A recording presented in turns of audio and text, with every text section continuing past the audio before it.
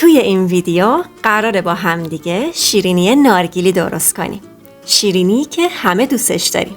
درست کردنش هم خیلی راحته. البته با این روشی که بهتون آموزش میدم تا از شیرینی پزی و درست کردنش لذت ببرید. مواد اولیه خوب و با کیفیت توی نتیجه نهایی شیرینی نارگیلی خیلی تأثیر داره. پودر نارگیل چرب 100 گرم. این شیرینی پودر نارگیلش حتما باید چرب و با کیفیت باشه، چون اگه چرب نباشه شیرینی خشک و بیکیفیت میشه. بعد پخت روی ظاهرش هم تأثیر میذاره. تو ادامه بهتون میگم که از کجا بدونیم پودر نارگیلمون چربه. شکر 180 گرم. الان شکر دونه ریز پیدا کردنش سخته. شکر چه دونه ریز باشه چه درشت، وقتی بهش حرارت بخوره و با روش هم زدنی که بهتون میگم شکر قشنگ حل میشه. سفیده تخم مرغ 100 گرم. کار با ترازو اینجوریه که اول ظرف رو میذارم روی ترازو، بعد روشنش میکنم تا وزن ظرف رو حساب نکنه. حالا میتونم سفیده تخم مرغ رو دقیق وزن کنم. معمولا 3 تا تخم مرغ 100 گرم سفیده بهمون میده. با این زرده ها یا شیرینی پفکی درست میکنم که آموزشش رو آخر ویدیو واسهتون میذارم، یا اینکه میذارمش فریزر، هر وقت خواستم نون درست کنم یکیشون رو میذارم کنار یخش باز بشه، بعد روی نون رومال میکنم. خلاصه زیر سایه این شیرینی این خوراکی خوشمزه رو درست میکنم. کدوم شیرینی عیدو بیشتر از همه دوست دارید؟ توی کامنت برام بنویسید. سفیده رو به پودر نارگیل و شکر اضافه میکنم و خوب هم میزنم تا مواد کامل به خورد هم برن تا یه خمیر منسجم داشته باشن. از کجا بدونیم که نارگیلمون چرب یا خشک؟ نارگیل چرب وقتی توی دست مشت میشه، بعد اینکه مشتمون رو باز میکنی به هم میچسبه. ولی نارگیلی که خشکه، وقتی مشت میکنیم و مشت رو باز میکنیم پودر میشه و میریزه. و نارگیل چرب طعم و مزه خیلی خوبی داره، ولی نارگیل خشک بیمزه است. یکی دیگه از تفاوت‌هاشون تو رنگشونه. نارگیل خشک سفیدتر از نارگیل چربه. موقع خریدن پودر نارگیل به این نکات دقت کنید که یه شیرینی نارگیلیه با کیفیت داشته باشید. واسه این که مواد خیلی خوب با هم مخلوط بشه و یک دست بشه تا یه شیرینی با کیفیت و نرم و لطیف داشته باشم، از چرخ گوشت یا غذاساز یا گوشت کوبه برقی استفاده میکنم. فصل بهار این حیات رو دیده بودیم، حالا زمستونش هم ببینیم. دوستان نازنینی که توی ویدیوی سمن و گلای حیات رو دیده بودید و خیلی لطف و محبت داشتید و خوشتون اومده بود. واسهتون سوال بود که چطوری این گلا انقدر قشنگ و شاداب و با تراوت هستن. علتش رسیدگی های به موقع داداش گلم هست. تو هر فصلی کارای خاص و مخصوص خودشو دارن که همه این رسیدگی ها رو به وقتش انجام میدن. از الان هرس گلا رو شروع کردن. از امروز به بعد یواش یواش کودهای مخصوص به گلا میدن.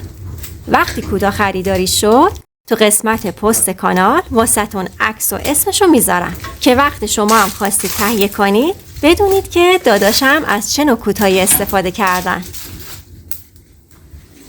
این شیرینی 2 تا مرحله پخت داره.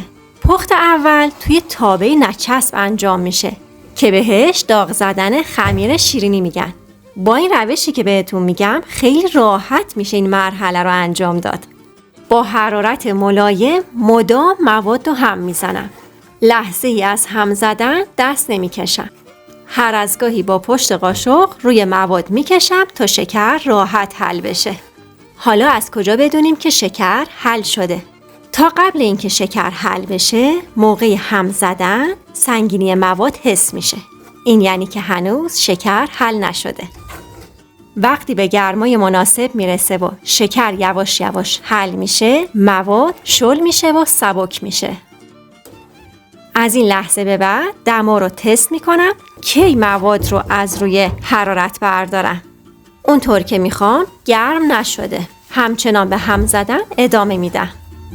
هدف از داغ زدن مایع شیرینی فقط ذوب شدن دونه های شکره.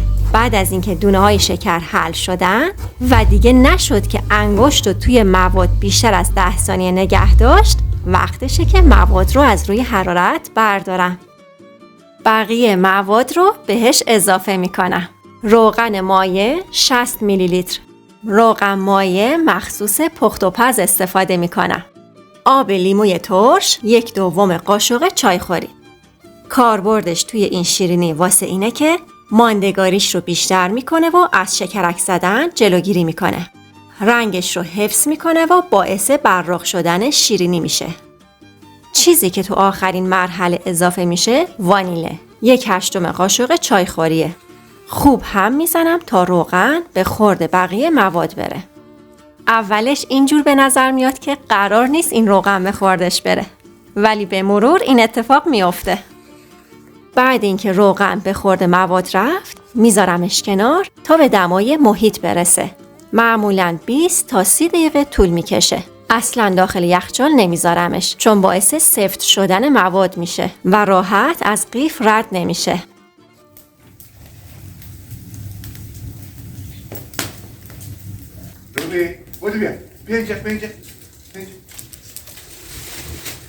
خیلی خوشحال میشم که توی کامنت ها برام بنویسید از کدوم شهر، کدوم کشور ویدیوی منو تماشا میکنید. فراموش نکنید بعد از عضویت در کانال زنگوله رو روشن کنید تا ویدیوی بعدی رو از دست ندید. جنس سینی مناسب این شیرینی آلومینیوم و گاروانیزه هستش. سینیایی که تفلون و لعابی‌ان دمای بیشتری رو به خودشون جذب میکنن و باعث سوختن زیر شیرینی میشن. من همین سینی لعابی خود فر رو دارم. واسه اینکه زیر شیرینی نسوزه چند لایه کاغذ روغنی پهن میکنم. خمیر به دمای محیط رسیده و استراحتش رو کرده. حالا میریزمش توی قیف. استراحت خمیر به نرم شدن بافت شیرینی کمک میکنه.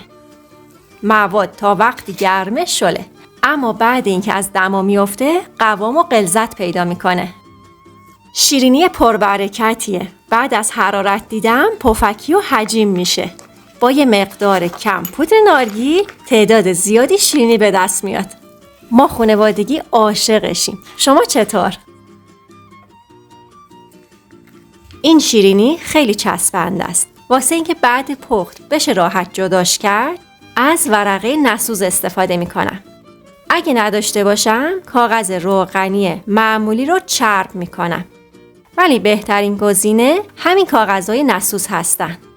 قیف رو به صورت عمود به سمت سینی نگه میدارم. بدون ماسوره هم میشه قیف زد. بینشون یک کوچولو فاصله میذارم. پودر پسته رو قبل فر روش نمیریزم. وقتی بهش حرارت میخوره یه حالت رنگ پریدگی پیدا میکنه. با انگشت چرب یه کوچولو سر این شیرینی‌ها رو صاف میکنم. چون این قسمت‌های شیرینی تیزن، نازکن، توی فر میسوزن. میذارم توی فر از قبل گرم شده با دمای 170 درجه سانتیگراد. طبقه وسط فر به مدت 15 دقیقه. پیش اومده که همون لحظه که سینی رو گذاشتم داخل فر روشنش کردم. نتیجه یکی بوده.